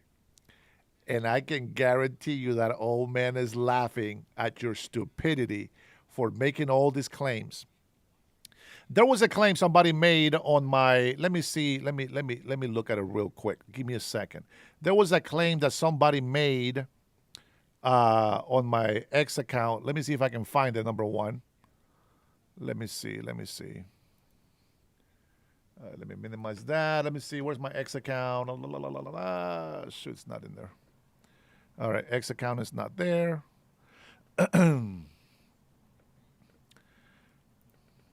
From city to the country. All right, here we go. X account. There we go. Let's see. Notifications. What does Trump put on here? President Trump on Iran, I can say I think every badly want to make a deal. What? Sorry. All I can say, I think they very badly want to make a deal. I am totally open to it, and we are talking to them, and we started a process, and it would be nice to have a deal in Iran. Right, okay. But let me see if I can find this particular video. No, it's not a video. It's a photo somebody's posting from the left side. They made a big post of facts, they say. Facts about President Donald Trump. And I went and researched those facts, and they don't exist. Every single one of those accusations they were making about President Donald Trump was fake. It was made up. And so when I get people to come in here and say, debate me, please. First of all, I need to know who the hell you are. I need you to at least show me that where you stand. You know, who are you before you start asking those dumb questions, okay? And let's see. Come on, man. I want to see that list. Oh, Marjorie Taylor Greene over there with the victims of. Oh man, she thinks she's slick. She's really playing the card. She wants people to name her for governor, maybe, who knows, maybe even president. She's playing something. I tell you that right now. I don't buy it. I don't buy this whole victims in there. I don't believe them. They're full of shit. Sorry guys, I just don't believe them. They had their chance to come out many years ago. This is just a fake movement. It's too late. It's too late. You have to understand something. And you can say that I'm insensitive. You can say whatever you want about me. But I can tell you something. These victims, if they really were victims, let's say they are, because I don't know them, right? But there's paper trail, and they said they're victims. None of them said Donald Trump had anything to do with them, right? So what does the legacy media do? They try to go find people that are willing to lie about him and to say, oh, he groped me. Oh, he raped me. This, and that. Bullshit. Why now? Why not then? Why now? You think about that. Oh, boy. Dang it, I wish I can find that list. I should have saved that picture. Dang it. All right. So, anyways, we'll go ahead and continue the video here. But I can tell you guys, it never fails. Happens all the time. People say they come in here with facts. They don't have facts. They just got lies that have been fed to them. Watch with your own eyes what the hell is happening. Make your own decisions. Make your own opinion of what you're talking about. Don't just go by what somebody else has said. I want you to be free. You can do it. He started brushing up against, there was a neo-Nazi by the name, fake name probably, William Tepes, who started encouraging crooks in more and more violent rhetoric. And then suddenly something happened in August of 2020 and he just disappeared online. Very unusual. And then, of course, in July of 2024, he fired off 8 shots from a rooftop at Donald Trump at that rally in Butler, killing Corey Comparatore, who was sitting behind Donald Trump, and badly injuring 2 other rally goers and hitting Donald Trump in the ear. Only, by a miracle did Donald Trump not get killed that day.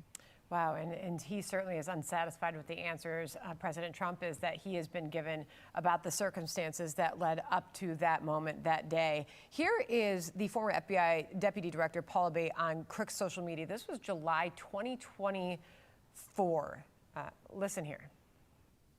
There were over 700 comments posted from this account.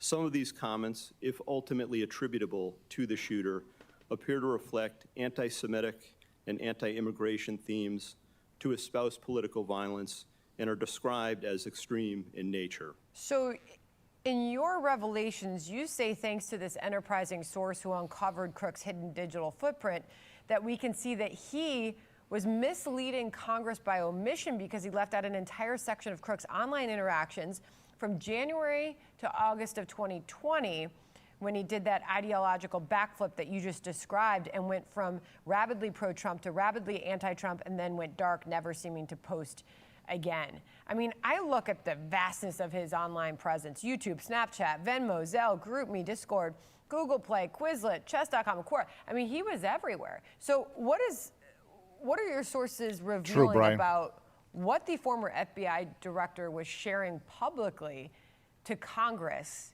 in that moment? Well, it really is inexplicable now that we see that evolution of Thomas Crooks from being pro-Trump to anti-Trump. It's inexplicable that Paul Abate would give only that first part of the trajectory for the would-be Trump assassin. And, you know, it just led Congress and led the public to think something different about Thomas Crooks than was the reality. I don't understand why Paul Abate would do that. And I think it would be good if Congress could bring him back and ask him why. I think the president and people close to him are understandably frustrated or unsatisfied. And I think the public is unsatisfied with the answers that we've been getting from the FBI, including in the, you know, Donald Trump FBI. We would expect it under Joe Biden, I guess, but there's no reason now why Senator Ron Johnson has had to subpoena the current FBI under Director Kash Patel for more information about Thomas Crooks, about the autopsy, about other forensic evidence and documents. And none of that's been forthcoming. And we see now from the exposure from our source of this online presence that there is a lot of other information that the FBI either chose not to look at or is somehow keeping it under wraps. Wow. That is a lot. We know you'll continue to report on it, and certainly the American public and President Trump deserve better answers and explanation for what led up to that day. Miranda, thank you very much for your reporting on that. Hey, Sean Hannity here. Hey, click here. Thank you very much for that information.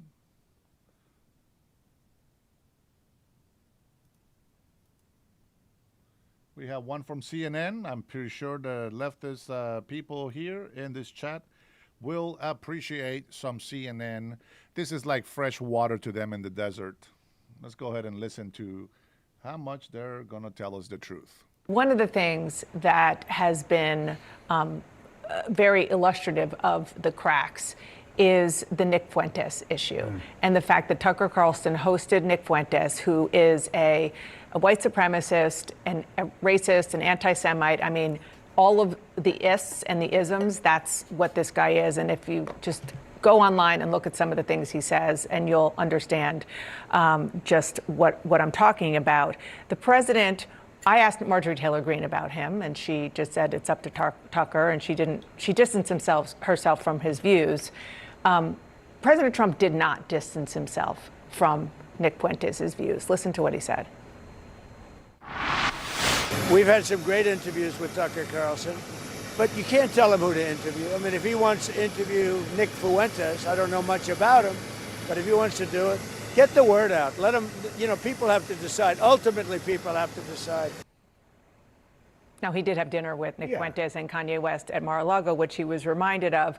I want to show this. This is Nick Fuentes saw what the president said or didn't say, and he said this. Thank you, Mr. President. I mean, it's pretty remarkable. I mean, for Trump to say, I don't know who he is come on. I mean, this is the leader of his party. This is someone who consumes so much media. This is something that has been dividing his base so intensely since Tucker Carlson had this interview. So that is just doesn't seem any bit of reality, but also, I guess, not a total surprise. But, you know, the president also talked about, I had dinner with him and Kanye West. Kanye West has also spewed terrible anti-Semitic rhetoric, just like Nick Fuentes, and Trump didn't seem to distance himself from that. But I think this is indicative of him not wanting to stop the fractures within the MAGA movement that are becoming wider and wider by the day. Yeah, and if you remember during the campaign, after that dinner with Nick Fuentes and Kanye West at Mar-a-Lago, there was a large freakout within Trump's senior staff trying to put in new protocols. I wrote about this in my book at the time. They were really... Good morning, Cheryl. Now, when he said freak out, come on now. Come on now. Now, I really like the take that they do on what Trump says. Number one, I think he's defending Tucker Carlson. I can care less about Tucker Carlson and Candace Owens, but you guys already know me. But I find it interesting that they say that Nick Fuentes is the leader of our party, of the Republicans. Why? And then he says, and it's obvious, right? As in to say Nick Fuentes is a racist, well, that makes sense that President Donald Trump is on his side. It's interesting, and this is the kind of information that people look at on the channels. But that's what I'm saying. Think for yourself. Let's never, ever, ever forget that Nancy Pelosi spilled the beans on how it works. You make up a lie, and then you leak part of that lie to the legacy media. This is why the government pays them billions of dollars, which, that's got to stop if it didn't already stop. Second, she says, once you leak it to the media, then you call for a press conference. You call the press conference, and in that conference, boom, you tell the lie. And then you confirm it by the media posts. Wrap up the smear. Right? You guys already know. You guys already know. I don't have to tell you. Or maybe I do have to tell you. With that being said, anything that comes out from media that swore up and down, I think even Fox did it at some point, except for Tucker Carlson and Sean Hannity. They all said the Russia collusion, 100% legit. It was happening. It's true. They got a video to prove that, Dennis. Oh, well, hey, you know what? I think my sister sent me one. Allow me, please, to go and find this video. Thank you for the question, my friend. Let's go find it. I know, Trinity, you send it to me. Let me just see if I can log on to my email account there. Thank you, Trinity, sister, for doing that. Where is it? Let's see. Hold on, Nancy. Give me a second. Here we go, buddy. Here we go. I'm glad you asked. Up smear. You smear somebody with falsehoods and all the rest, and then you merchandise it. And then you write it, and they'll say, see, it's reported in the press that this, and this. So they have that validation that the press reported the smear, and then it's called the wrap-up smear. Now I'm going to merchandise the press's report on the smear that we made. And it's a tactic, and it's self-evident. But I think I'm worth the trouble, very frank.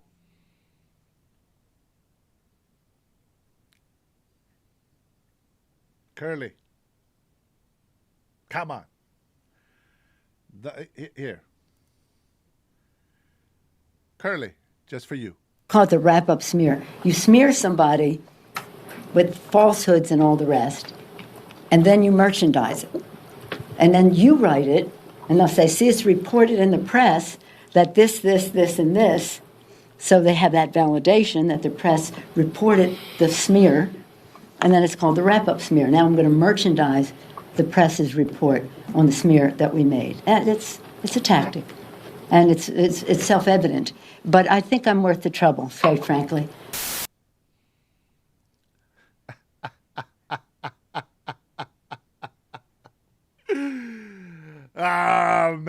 I know there's no super chats. I know it's not happening, but doggone it, let's celebrate. Oh, the boss.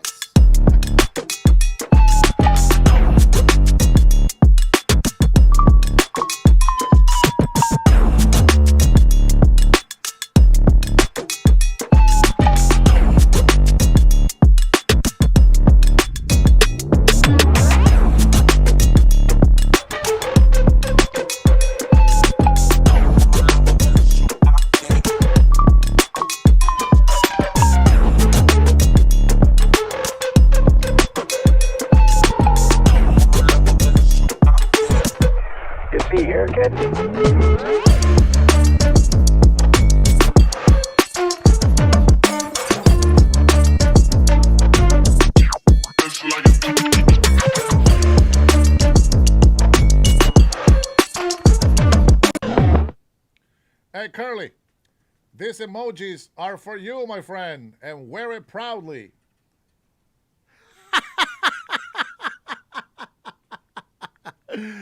Got him.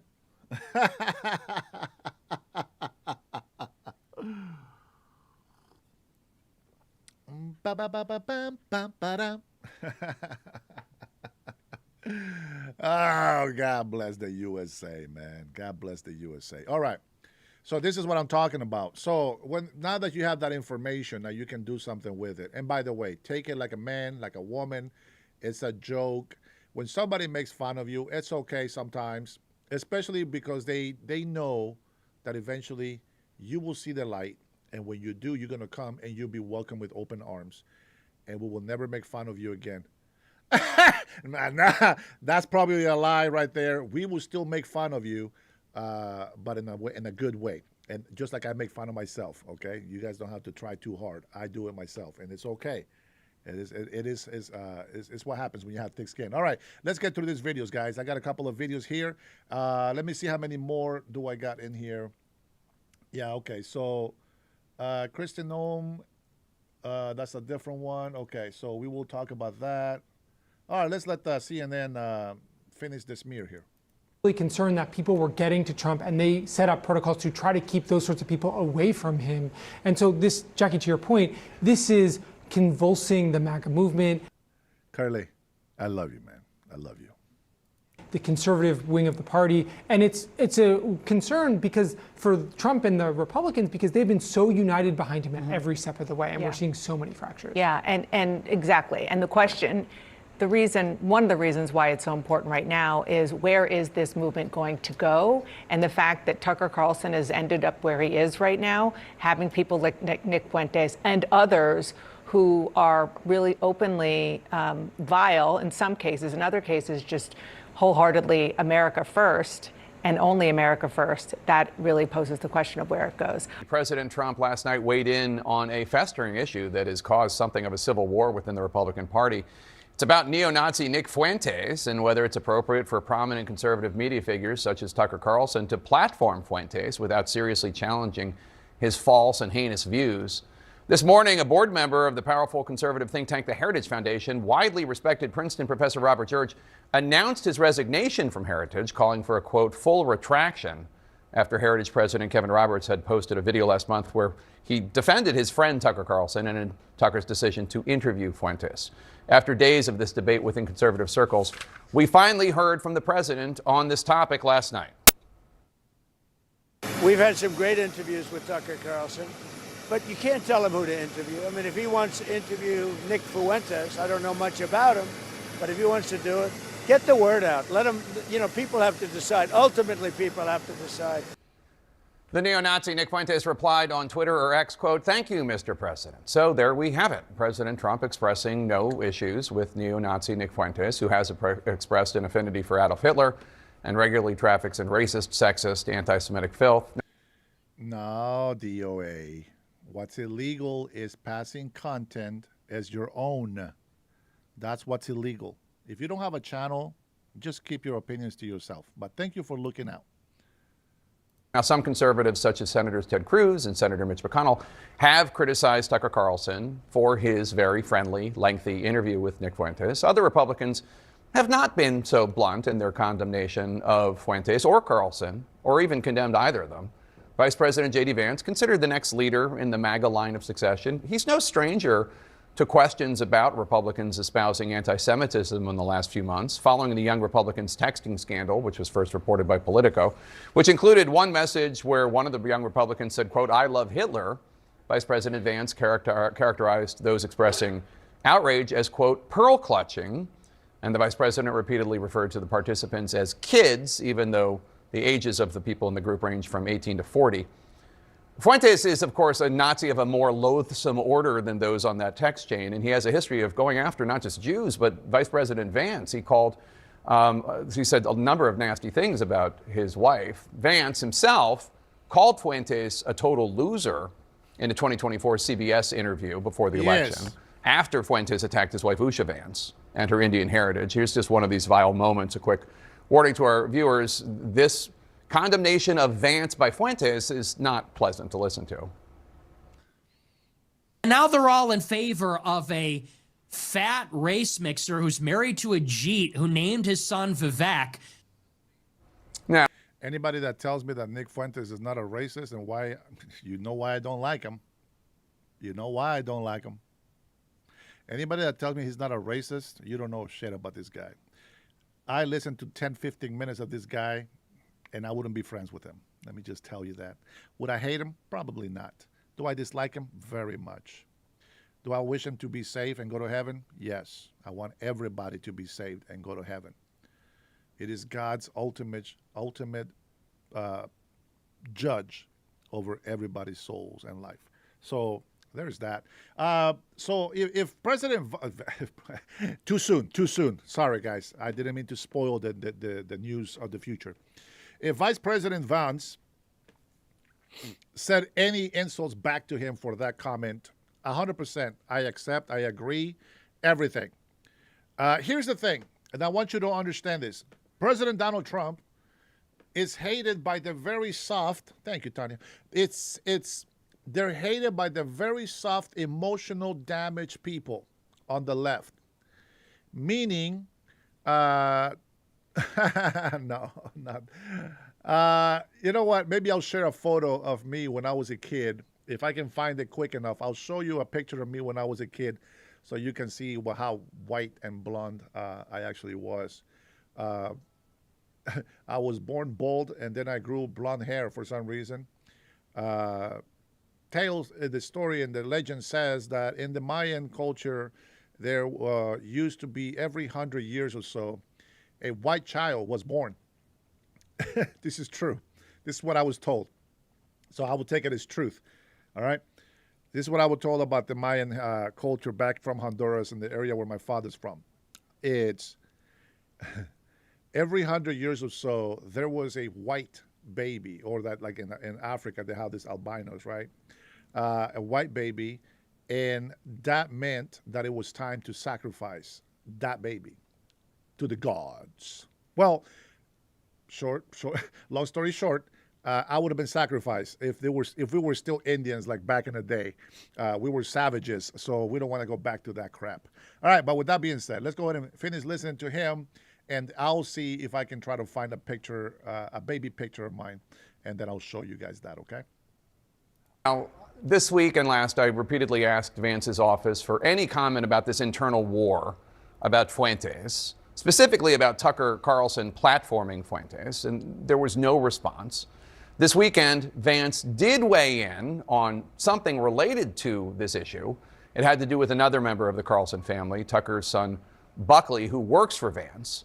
And he, Vice President, attacked just some rando on Twitter as a, quote, scumbag, because this woman claimed that Tucker's brother idolizes Nick Fuentes and questioned whether Tucker's son, Buckley, who works for Vance, is a vile bigot, too. We here at CNN have absolutely no idea if Tucker's relatives feel any way about Fuentes. But it is clear from recent Twitter posts that his brother, also named Buckley, supports Tucker's platforming of Fuentes. Again, in August 2024, a few months before being elected, Vice President Vance condemned Fuentes. But since then, since the inauguration, Vice President Vance has weighed in on these issues only to defend people using anti-Semitic or racist language. He certainly hasn't called any of them scumbags. So on this Republican civil war, on whether it's okay to platform Nazis or espouse anti-Semitism, President Trump has weighed in, as has Vice President Vance. President Trump clearly leaning on the idea of free speech to make his point. Yet at the same time, Trump, of course, has no problem trying to get comedians who make fun of him fired. Clearly, neither President Trump nor Vice President Vance are shy about attacking or insulting. Who the hell is this? Ryan? That's right. We are Indians. Shut the hell up. You can call them whatever you want. We're known as Indian in Honduras. Period. Don't tell me what I can call my own race. Find your own freaking race to call whatever the hell you want. You want to call natives, Indians over here in North America, natives, go ahead and call them that. That's your choice. Don't tell me what the hell I can say and cannot say. Anyone they don't like. They have opted to not do so when it comes to Nazis like Nick Fuentes. At a time when hate crimes against Jewish Americans are only rising in the United States, the president and the vice president, when it comes to this civil war, they've made their views clear. They're not going to condemn Nazis. They're not going to condemn those who platform them. What the hell is he talking about? What the is he talking about? We're not going to condemn Nazis. What the hell is this guy? Bruh. This motherfucker, man. This is the same asshole that lied about Biden's cognitive, wrote a book before he even knew that he was going to come out into the open with it. He knew. You know, it took him almost a year to write this book. How long do you think it took him for him to make those decisions of watching Joe Biden's decline? And then he's going to sit here, they're not going to condemn Nazis. Bro, Trump has condemned them many times.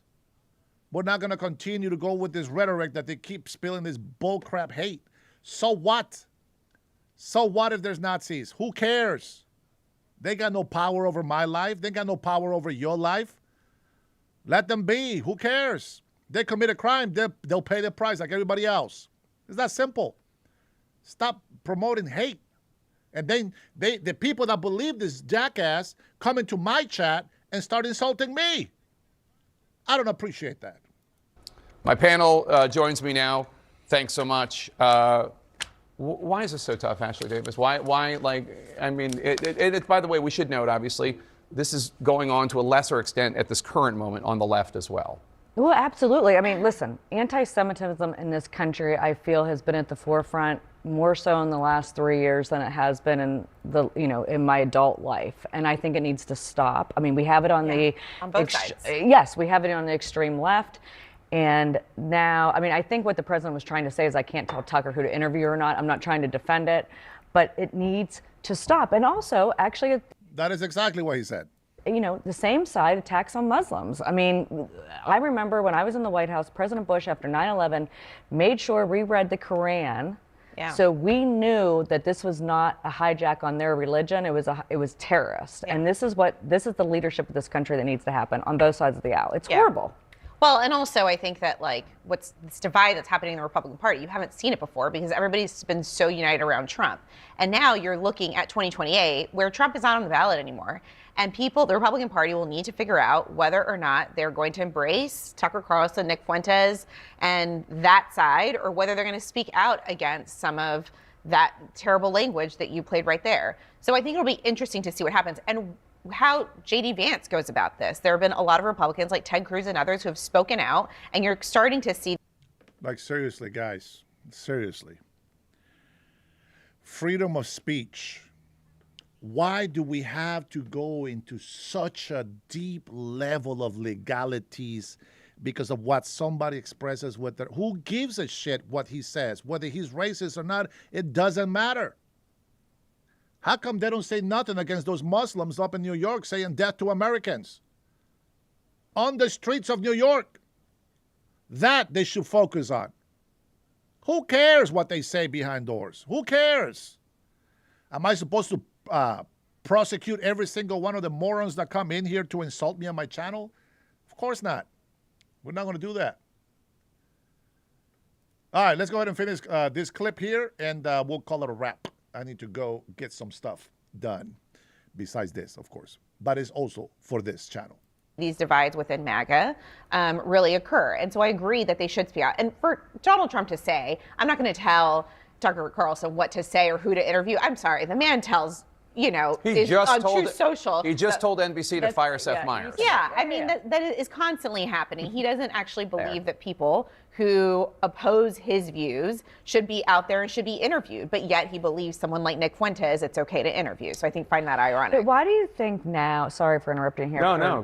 But why Jewish or not really, Jewish people in this country do not vote Republican for the most part. They mostly vote I think Democrat. it's like 60-40 the last election. But listen, I mean, like the Republican Party has never, ever not supported the Israeli community, especially overseas, and Israel in general. So I just don't understand why we're letting ourselves as Republicans get pigeonholed into this conversation, because first of all, who would ever support Nazism or anything else? Yeah. Exactly. That is where I'm at with that. All right, we'll save some of these news for later. We're not going to talk about it anymore. Guys, I'm going to take a break. I got to run some errands. I got some things to do. Got to go to the storage. I got to get that little base because look at this thing. It's gone. There is a thing here on the side, but it's already like stripped and stuff or whatever. So I got to find out if I got a better stand for my mic to hold on, because this is very, very heavy. And I like this mic because it's a condensed mic, and it does stop my voice from over crackling the speakers and everything. I don't know any CNN Republicans. Neither do I, Tanya. But I would tell you, I promoted CNN when I was working with Comcast in the early 2000s. And I remember promoting the CNN's bus, if you don't know what that is. It was it's pretty cool. It was not too bad. But nonetheless, I think that that CNN is just, I would hope that their corruption would stop. I really do. But I don't know if that's going to be possible. I really don't. They have dug themselves so deep into what they're doing. I don't really think they can come out of it anymore. And they're just so used to, just doing what they do. I don't know. But anyways, with that being said, guys, I will see you guys in a bit. I promise. I'll be back. Thank you all for being here with me today. God bless you.